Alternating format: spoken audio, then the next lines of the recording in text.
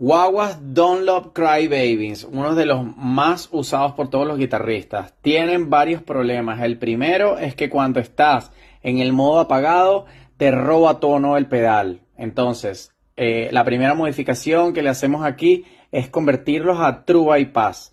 El otro problema que la gente se queja es que muchos de ellos, el rango del sweep no es tan bueno. Entonces, eso también se lo ajustamos aquí.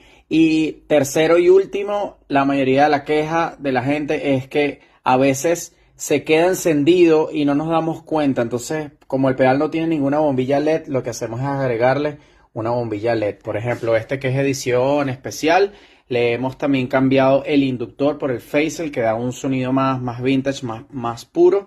Entonces le hemos cambiado el phaser, le hemos puesto True Bypass y le hemos agregado una luz LED para que sepas cuándo está encendido.